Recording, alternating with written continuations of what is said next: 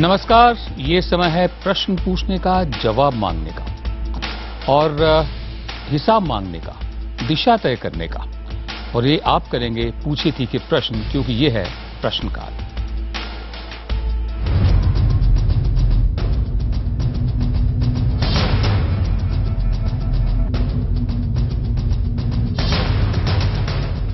हादसों के भंवर में गोते खाती नौसेना, 7 महीनों में 13 हादसे। कभी नौसैनिकों की जल समाधि, कभी आग से मौत, कभी टक्कर, कभी विस्फोट। इस बार बलि देवी पर खुद चढ़े नौसेना प्रमुख एडमिरल जोशी। लेकिन रक्षा मंत्री की गद्दी बरकरार। सवालों के कटघरे में है एंटनी।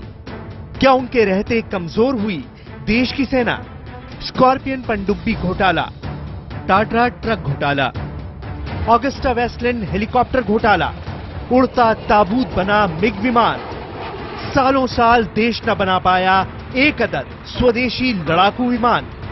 एक तरफ देश भेज रहा है अंतरिक्ष में अपना मंगलयान, वहीं फौज के लिए विदेशी मुल्कों के सामने पसार रहा है हाथ। न अत्याधुनिक हथियार, न पूरा गोला बारूद। भ्रष्टाचार के डर से बड़े सौदों की फाइलों पर खुद ही बैठी है सरकार। एंटनी के पास देश की रक्षा जरूरतों का कोई विजन नहीं। क्या सबसे ज्यादा दिन तक रक्षा मंत्री रहने वाले एंटनी अपनी जिम्मेदारियों से कर पाए हैं इंसाफ? यही है आज का प्रश्नकाल।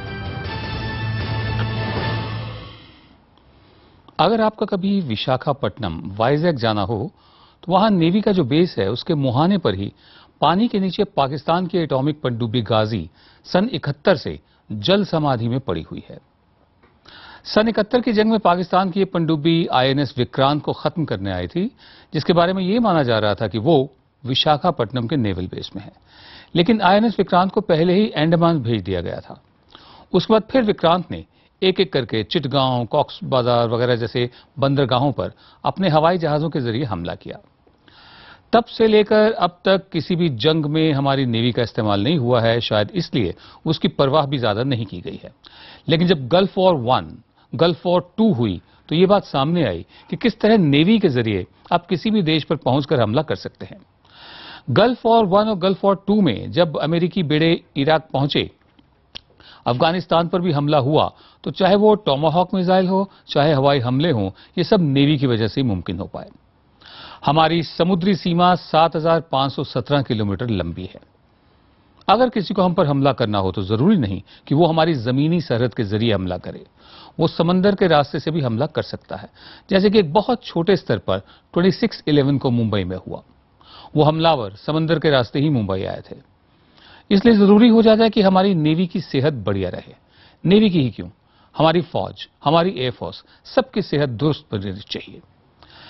कल सुबह हमारी एक पनडुब्बी सिंधु रत्न हादसे का शिकार हुई। कल ही हमारे navy chief admiral DK Joshi ने नैतिकता के आधार पर इस्तीफा दे दिया। जब लाल बहादुर शास्त्री रेल मंत्री थे तो उनके टाइम पर एक रेल दुर्घटना हुई थी। तब रेलवे बोर्ड के चेयरमैन ने इस्तीफा नहीं दिया था, तब शास्त्री जी ने इस्तीफा दिया था। सवाल ये उठता है कि इस्तीफा नेवी चीफ को देना चाहिए था या रक्षा मंत्री AK एंटनी को। लेकिन हमारी ब्यूरोक्रेसी और हमारे नेता हमारी फौज को नहीं समझते हैं, बहुत कम समझते हैं। इसलिए सरकारी नौकरशाही और फौजियों के बीच हमेशा खींचतान रही है। इसी से उठता है आज का विषय, हमारी फौज की सेहत। और इसी से निकलता है प्रश्नकाल का सवाल, क्या AK एंटनी काबिल रक्षा मंत्री हैं?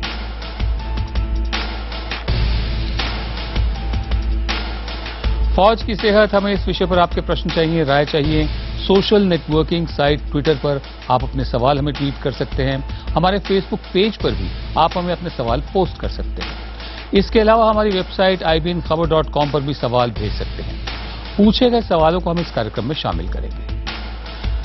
एक बार फिर हम अपना सवाल दोहरा रहे हैं, क्या AK एंटनी काबिल रक्षा मंत्री हैं? आप अपनी राय हमें SMS के जरिए भी भेज सकते हैं। टाइप करें VKPY या VKPN और मैसेज करें 51818 पर। मेरे और आपके सवालों का जवाब देने के लिए प्रश्नकाल में हमारे साथ खास मेहमान जुड़े हैं।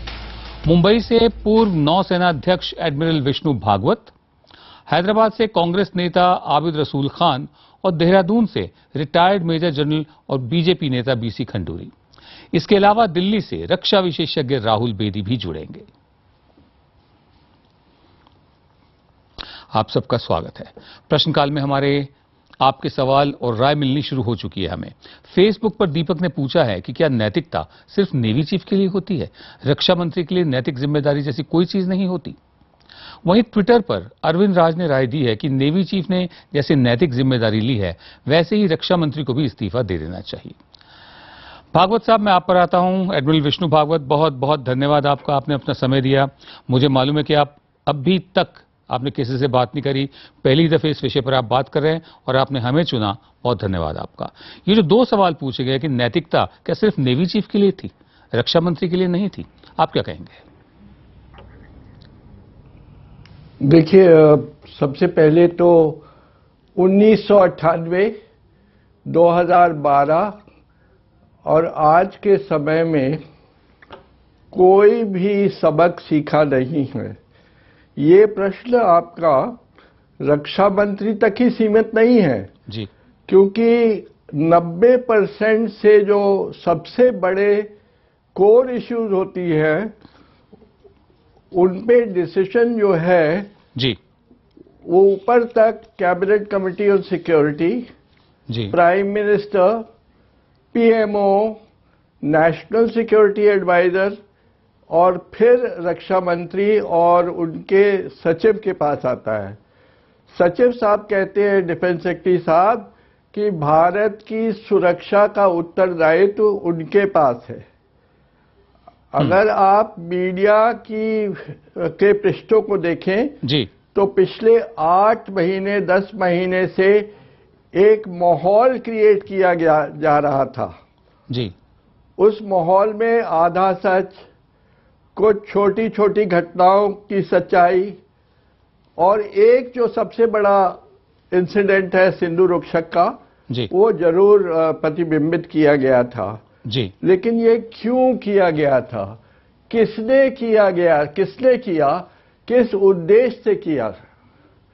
जी, मेरे ख्याल में ये सारा ऑर्केस्ट्रेशन आर्म्स लॉबीज ने किया है, जिनका डिफेंस मिनिस्ट्री, ब्यूरोक्रेसी, पीएमओ और पॉलिटिशियंस जो पावर में हैं और जो नहीं भी पावर में हैं उनके साथ है। जी भागवत साहब, उनका इन्फ्लुएंस इस डिसीजन मेकिंग चेन में इतना ज्यादा है कि वो 1 मिनट के लिए नहीं सब्र कर सकते कि इतने सालों के बाद एक कर्तव्यपरायण, जी, श्रद्धावान चीफ हमें मिला है। 50 सालों में एडमिरल जोशी जैसा चीफ 1 या 2 हुए होंगे।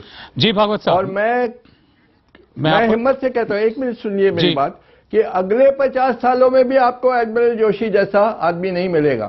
तो क्यों उनको टारगेट किया गया है, किसने टारगेट किया है? एंटनी साहब प्राइम मिनिस्टर की सुनते हैं जी, पीएमओ की सुनते हैं, अपनी ब्यूरोक्रेसी और सचिव को सुनते हैं, लेकिन जिस गंभीरता से ये पूरी एस्टैब्लिशमेंट, सिक्योरिटी एस्टैब्लिशमेंट का उत्तरदायित्व है जी, उसको भूल जाते हैं जी। और इस केस में जहां तक पता लगता है नेवी चीफ को कॉर्नर किया गया। अच्छा। उनसे एक्सप्लेनेशन मांगे गए, उनके डिफेंस सेक्रेटरी ने भी उनके सामने लगातार एक्सप्लेनेशन मांगने शुरू किए। तो ये तो जी किसी भी सीमा की हद होती है जी, उन पर प्रेशर था।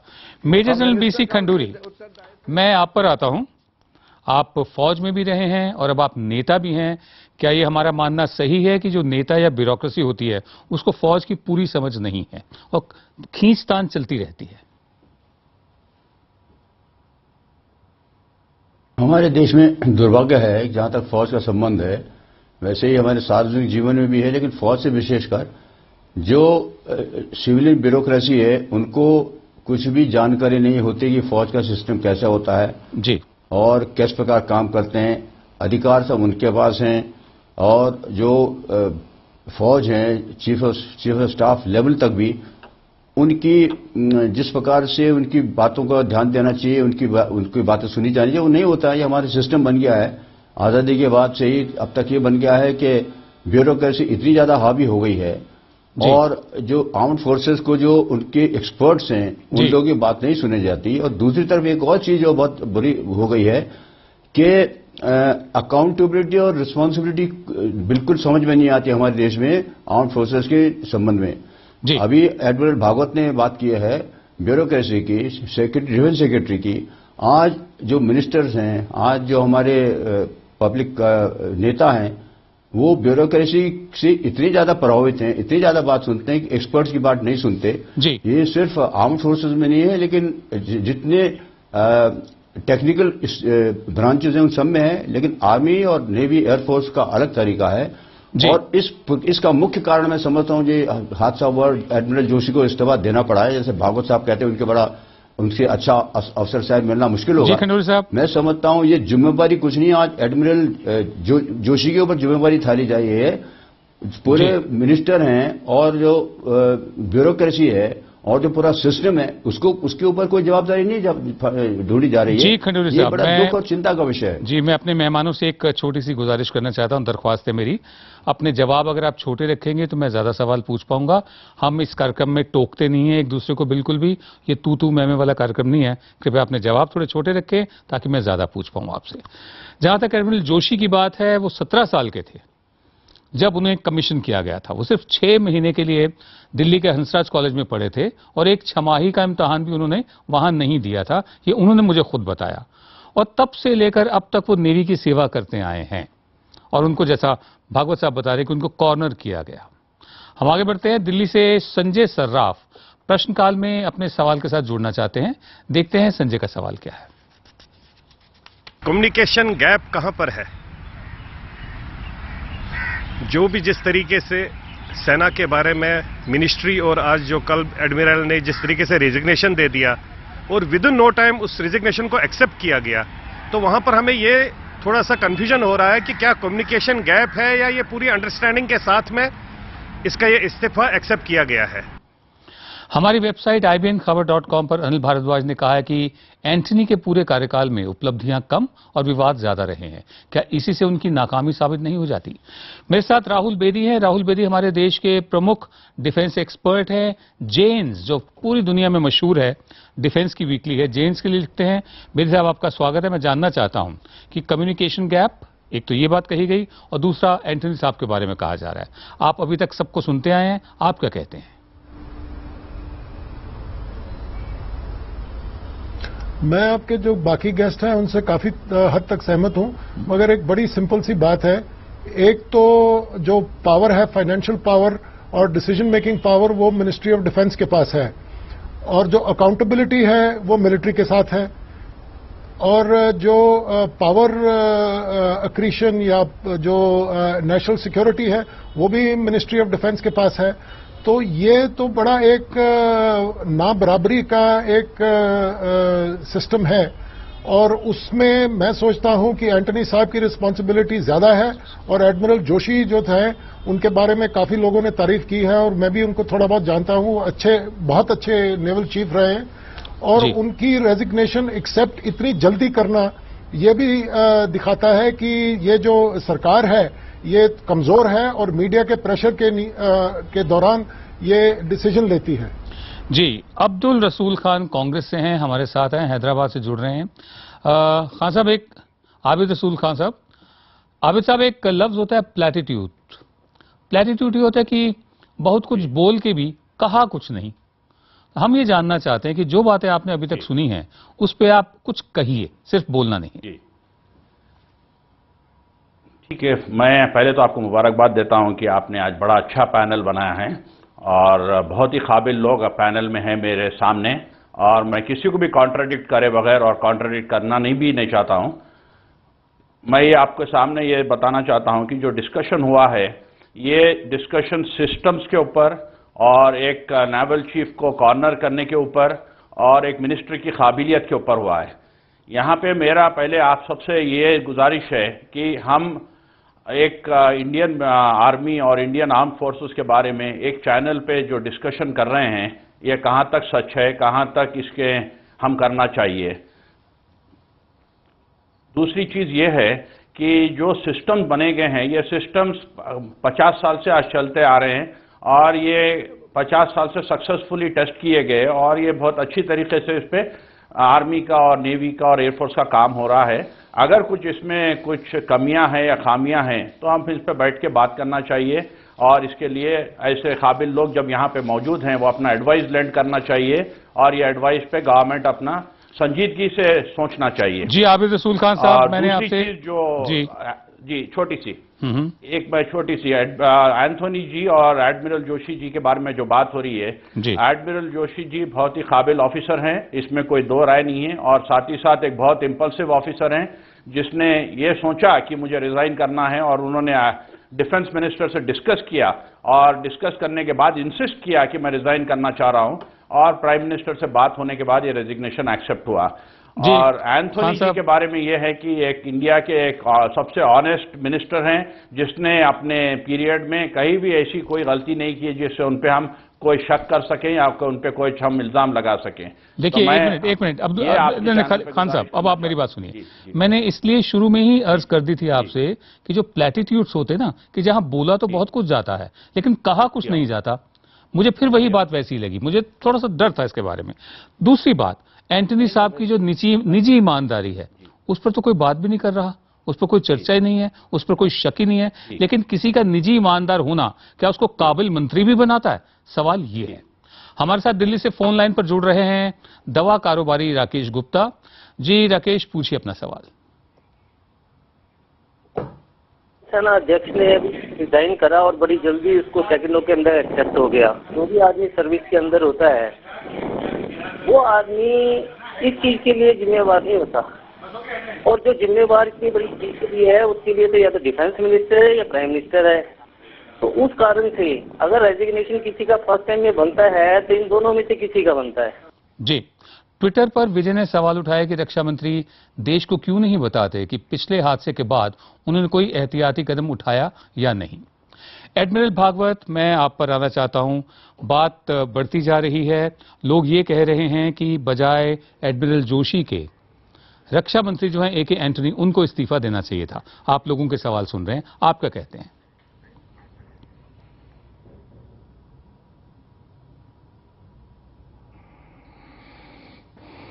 आपने मुझसे पूछा? जी, आपसे पूछा भागवत साहब।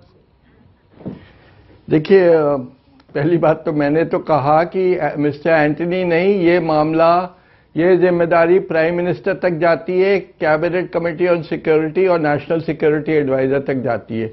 दूसरी बात, अपने हैदराबाद से कांग्रेस पार्टी के प्रतिनिधि ने कहा कि बहुत अच्छा सिस्टम चल रहा है। ऐसा सिस्टम कहीं भी नहीं है दुनिया में। हमारी सब प्रशासन की प्रणाली जो है वो ज्यादातर ब्रिटेन से आई है जी, लेकिन ब्रिटेन में मिनिस्ट्री ऑफ डिफेंस यूके एक इंटीग्रेटेड मिनिस्ट्री है जी। यहां नाम के वास्ते इंटीग्रेटेड है, वहां सर्विसेज बोर्ड्स हैं और डिफेंस बोर्ड है। डिफेंस बोर्ड में रक्षा मंत्री चेयरमैन होता है और तीनों सर्विस चीफ्स होते हैं, और जो परमानेंट सिविल सर्वेंट होता है वो फाइनेंशियल एडवाइजर होता है। उसके अलावा सर्विसेज बोर्ड्स होते हैं जहां की service minister, navy minister, army minister, air force minister chair करता है, और सर्विसेज चीफ और सिविल सर्वेंट जो फाइनेंशियल एडवाइस ओनली जी देता है। यहां पर हमारे सेक्रेटरी साहब कहते हैं कि बिजनेस रूल्स में हमने लिखवा लिया है कि defence secretary is responsible for the defence of India जी। वही कूडेटा जो 16 जनवरी को होना था उन्होंने बंद किया, क्योंकि कोलालंपुर मलेशिया से वो हवाई जहाज में आए और उन्होंने ऑर्डर दिए तो बंद हुआ।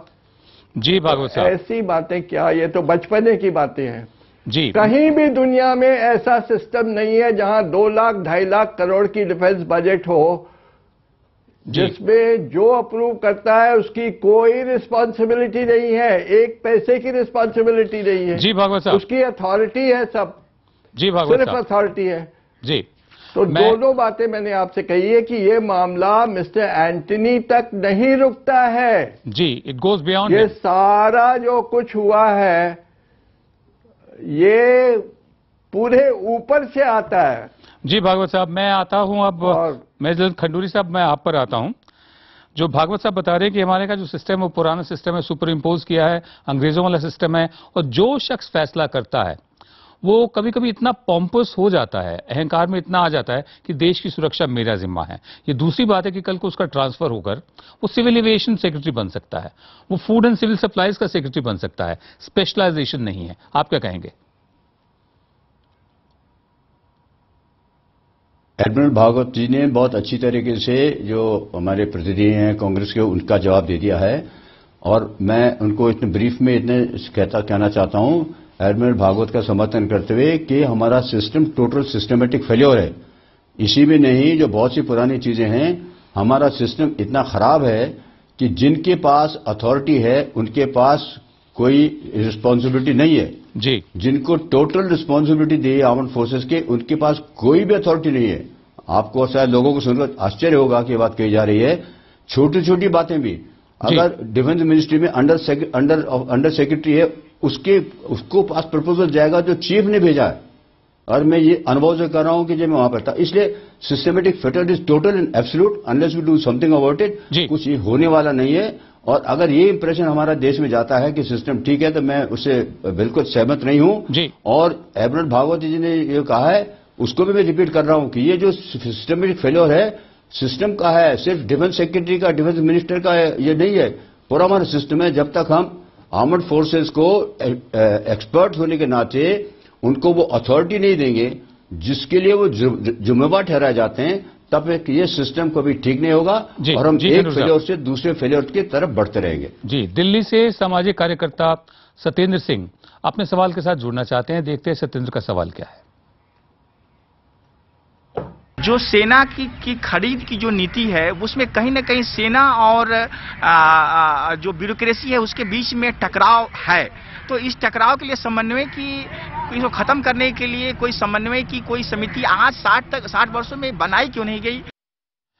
IBNखबर.com पर रोहन ने अपनी राय दी है कि जो रक्षा मंत्री खुद अपनी ही सेना के मूवमेंट से आशंकित था, उससे किसी बेहतर परिणाम की उम्मीद कैसे की जा सकती है? ये दो अलग अलग सवाल हैं।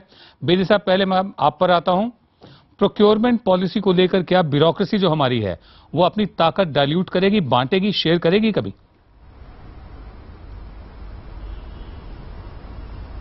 नहीं, कभी नहीं, ऐसा सहमत नहीं होता कि वो कभी भी शेयर करेगी, क्योंकि हमारा जो प्रोक्योरमेंट पॉलिसी है वो डिफेंस प्रोक्योरमेंट प्रोसीजर्स के नाते किया जाता है पिछले 7 या 8 साल से, और उसकी जो हर साल उसको अपडेट किया जाता है, वो एक और लेयर ऑफ ब्यूरोक्रेसी उसके ऊपर डाली जाती है और वो किसी को समझ नहीं आती।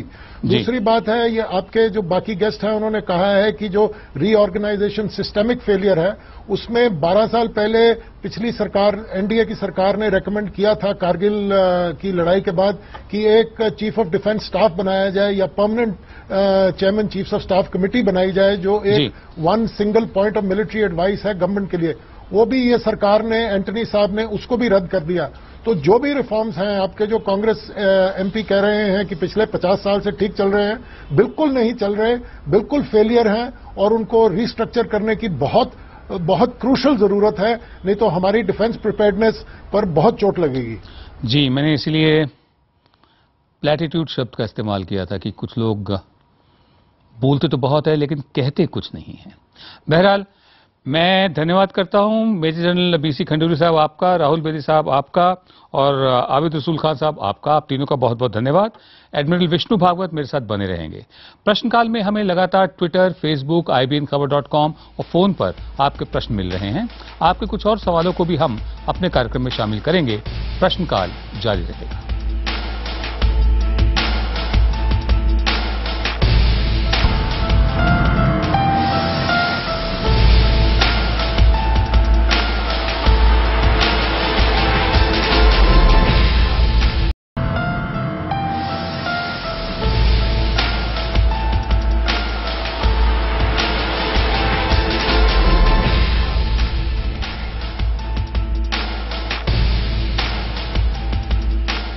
आप देख रहे हैं IBN 7 पर प्रश्नकाल। आज हम बात कर रहे हैं फौज की सेहत की। हमने सवाल किया है कि क्या AK एंटनी काबिल रक्षा मंत्री हैं? अभी तक मिले जवाबों के मुताबिक हमें महज 16% लोगों ने हाँ में जवाब भेजा है कि हाँ वो काबिल है, जबकि 84% लोगों ने ना में जवाब भेजा है। हमारे साथ पूर्व नौसेना अध्यक्ष एडमिरल विष्णु भागवत जुड़े हुए हैं। भागवत साहब से चर्चा आगे बढ़ाने से पहले आपके कुछ और सवालों को प्रश्नकाल में शामिल करते हैं। भोपाल से पत्रकार प्रशांत जैन प्रश्नकाल में अपने सवाल के साथ जुड़ रहे हैं। देखते हैं उनका सवाल क्या है। जिस तरह से तत्कालीन रेल मंत्री थे लाल बहादुर शास्त्री जी, एक ट्रेन एक्सीडेंट होने के बाद उन्होंने भी इस्तीफा ऑफर किया था, तो क्या यहाँ अभी वर्तमान में हमारे रक्षा मंत्री हैं जो AK एंटनी, उनको भी इस तरह का काम नहीं करना चाहिए? एक और दर्शक हरि सिंह फोन लाइन पर हमारे साथ हैं। हरि सिंह जयपुर से हैं और फौज से ही रिटायर हुए हैं। जी हरि सिंह साहब, अपना सवाल पूछें। ये जो भी इक्विपमेंट होते हैं, चाहे वो ऑगस्ट का हेलीकॉप्टर हो, चाहे वो चिल का टैंक हो, चाहे वो स्टैंड या ट्रक हो, वो बहुत पुराने लेवल के होते हैं। तो इतनी ओल्ड चीज जो उनके यहाँ खत्म हो जाती है, उसको हमारे यहाँ भेजते वो लोग और हम उसको खरीदते हैं और बहुत अच्छे पैसों पे खरीदते हैं और उस चीज को ये लोग यहाँ एक्सेप्ट करते हैं। जी भागवत साहब, मैं आप पर आना चाहता हूं। जो सवाल इन्होंने उठाया है, इसकी जड़ में दूसरा सवाल है कि जो हमारे यहाँ की प्रोक्योरमेंट पॉलिसीज हैं और प्रोक्योरमेंट डिसीजन मेकिंग है, वो इतनी धीरे धीरे धीरे धीरे चलती है कि हमें पुराने इक्विपमेंट से भी काम चलाना पड़ता है। आप क्या कहेंगे? पहली बात तो अगर आपकी आज्ञा हो तो मैं ये कहना चाहता हूं कि defence reforms, defence restructuring, ministry of defence की जो पहली एडमिनिस्ट्रेटिव रिफॉर्म्स कमीशन रिपोर्ट थी डिफेंस मैटर्स में, जिसकी चेयरमैन मिसेस शारदा मुखर्जी थी, जो बाद में गवर्नर हुई महाराष्ट्र की, उन्होंने दी। इन लोगों को अच्छी नहीं लगी, अपने बाबू लोगों को, तो उन्होंने इस रिपोर्ट को सुपरसीड कर दिया।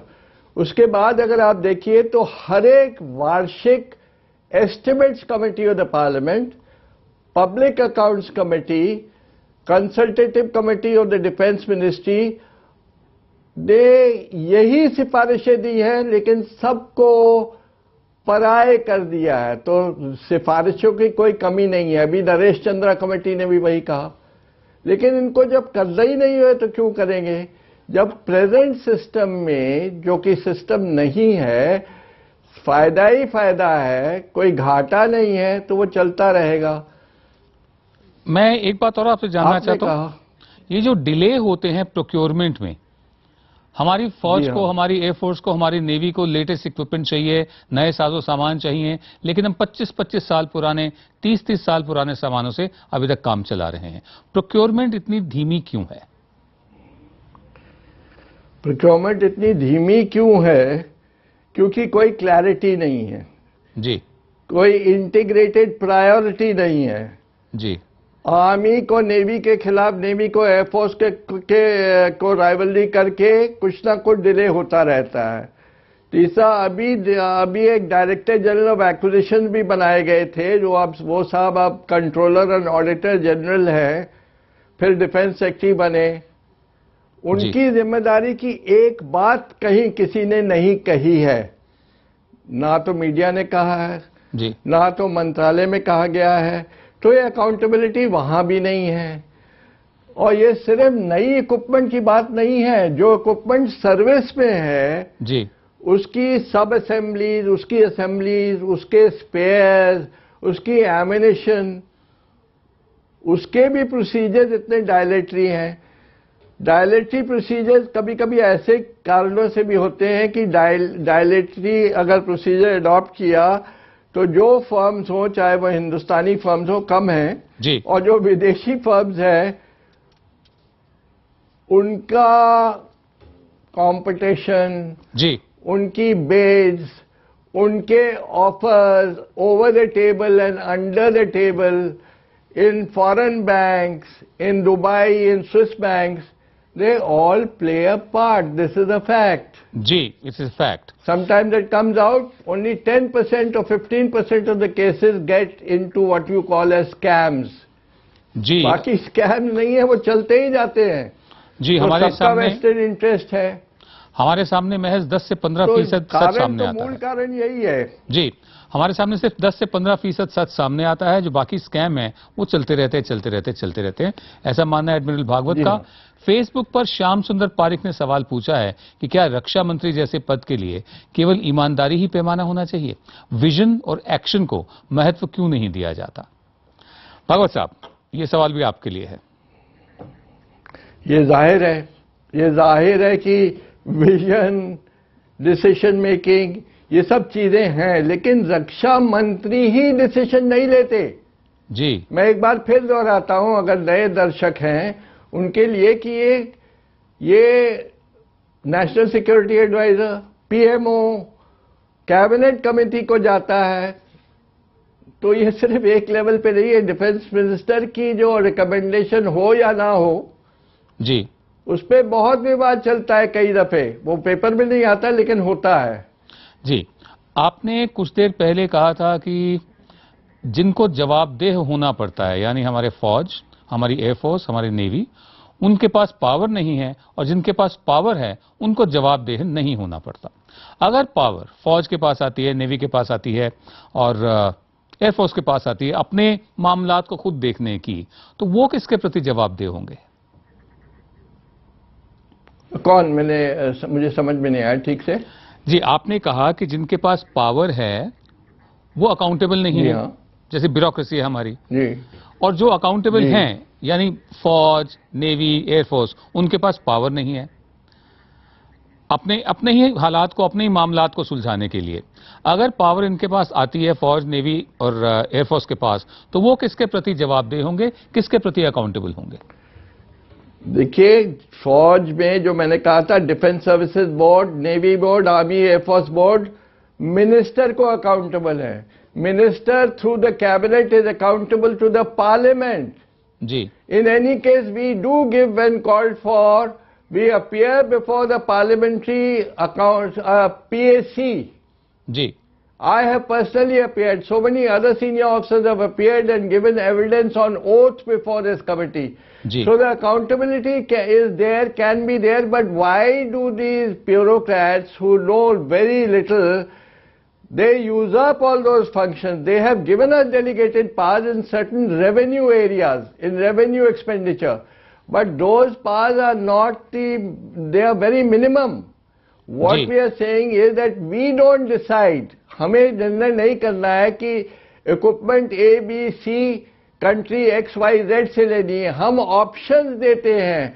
उस ऑप्शंस में उस इक्विपमेंट या सिस्टम की बढ़ाइयां या कमजोरियां, उस इक्विपमेंट की बिड्स जो है वो भी दी जाती है. जी. वो रक्षा मंत्री और कैबिनेट कमेटी डिसाइड कर सकते हैं, क्योंकि वो अकाउंटेबल है पार्लियामेंट को.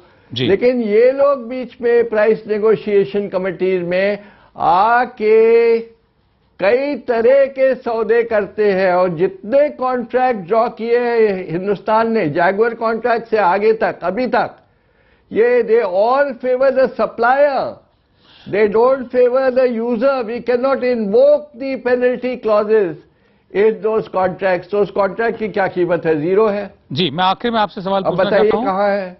मैं आखिर में आपसे सवाल पूछना चाहता हूं कि जो हमारा पूरा बेड़ा है, जिसमें हमारे समुद्री जहाज हैं, जिसमें हमारी सबमरीन्स हैं, फ्रिगेट्स हैं, तमाम जो हमारा पूरा समुद्री बेड़ा है, उसकी मौजूदा सेहत पर आपका आकलन, आपकी असेसमेंट क्या है? बहुत संक्षेप में. देखिए, सबसे जो हमारा स्ट्रेंथ है, जो हमारी शक्ति है भारतीय नौसेना की, वो ये है कि हमारा बहुत अच्छा डिजाइन ऑर्गेनाइजेशन है. हमारी रिलेशनशिप शिपयार्ड्स के साथ बहुत ही उम्दा है. इसी तरह सरफेस शिप्स जो है, सरफेस वॉरशिप्स, वो हम दुनिया की बेहतरीन वॉरशिप्स की तरह बनाते हैं और कम दामों में. जी. लेकिन खेद की बात यह है, दुख की बात है कि जहां हमें इंप्लीमेंट करना चाहिए था, जैसे कि 20 year submarine building plan of 1988-99, वो ऐसे ही पड़ा रहा है, ऐसे ही ढील ढाल में पड़ा रहा है। दूसरी बात, हमारी जो सबमरीन डिजाइन एबिलिटी और कंस्ट्रक्शन एबिलिटी है, हालांकि हम अरिहंत जैसी सबमरीन बना रहे हैं, वो उसमें कमजोरियां हैं। इसको फोकस करना है, इसको प्रायोरिटी देनी है, जी भागवत नेशनल लेवल पे प्रायोरिटी देनी है। नेवी की मैं नहीं कह रहा हूं कि नेवी में सब कुछ ठीक हुआ है। जी भागवत साहब, नेवी में भी बहुत कमियां हैं। जो डीआरडीओ नेवी इंटरफेस है वो भी बहुत कमजोर है। जी भागवत साहब, आप तो हमारी कमियां हैं सबमरीन एरिया में, सबमरीन डिजाइन एरिया में, सबमरीन प्रोडक्शन एरिया में, सबमरीन मेंटेनेंस में हमारी कमजोरियां हैं। और मैं हूं इसको पहले मानता हूं, और मैं गुजारिश करता हूं, निवेदन करता हूं हमारे सब लोगों से जितने भी हैं नेवल हेडक्वार्टर में, कि वो इस पे ज्यादा फोकस डालेंगे। जी बहुत धन्यवाद आपका भागवत साहब, आपने अपना समय हमें दिया। बहुत अरसे बाद आपके दर्शन भी हमें हुए हैं, बहुत अच्छा लगा। कृपया हमें समय देते रहिए और ये चर्चा हम आगे भी जारी रखेंगे आने वाले दिनों में, आने वाले महीनों में। बहुत धन्यवाद भागवत साहब का। प्रश्नकाल में हम आपके सवाल उठाते रहेंगे, प्रश्नकाल जारी रहेगा।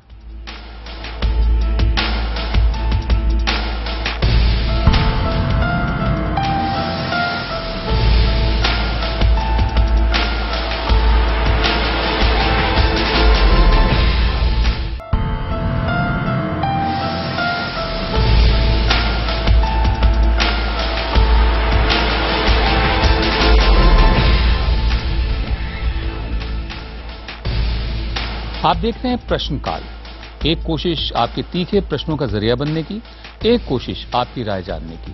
हमें आपकी राय और सवाल लगातार मिल रहे हैं।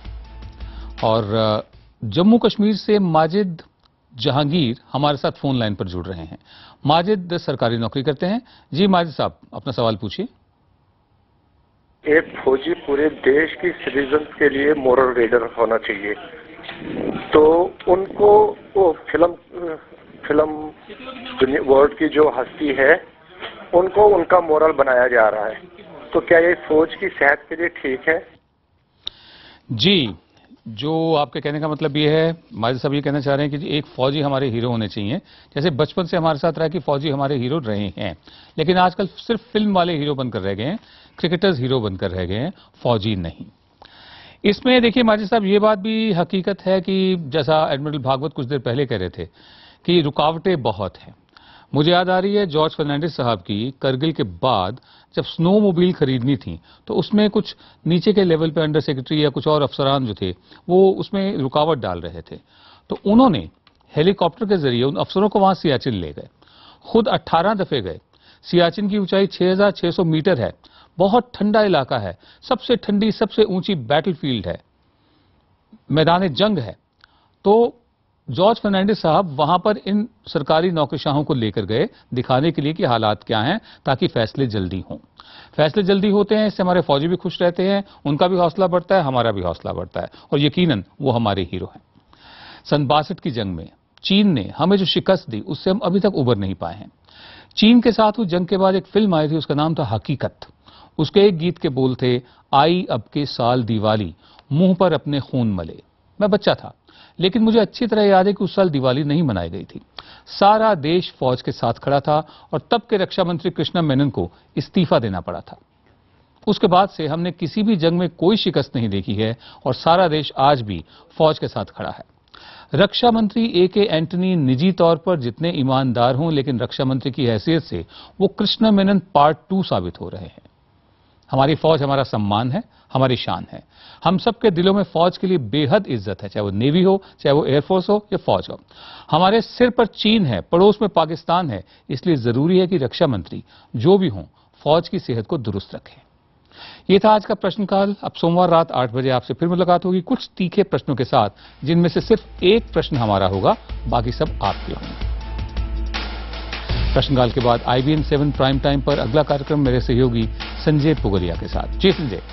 जी, आज इंडिया 9 बजे में हम बात करेंगे उन नरेंद्र मोदी की जो आज एक सोशलिस्ट और कैपिटलिस्ट और फेडरलिस्ट तीनों रूप में सामने आने की कोशिश कर रहे थे। और ये कम्युनिटी बड़ी इंटरेस्टिंग थी, इंडिया के कॉरपोरेट और देश विदेश के बड़े इन्वेस्टर्स, जिनसे वो बात करके अपना आर्थिक एजेंडा बताना चाहते थे। दूसरी खबर होगी श्री सुब्रत रॉय सहारा के बारे में कि किस तरीके से अब सुप्रीम कोर्ट के पहाड़ के सामने एक ऊंट नीचे आ गया है। जी, मेरा इतना ही कहना होगा नरेंद्र मोदी साहब के बारे में कि एक अंग्रेजी का शब्द होता है प्लैटिट्यूड, जिसका मैंने कुछ देर पहले भी जिक्र किया था। प्लैटिट्यूड यानी बोलना तो बहुत लेकिन कहना बहुत कम।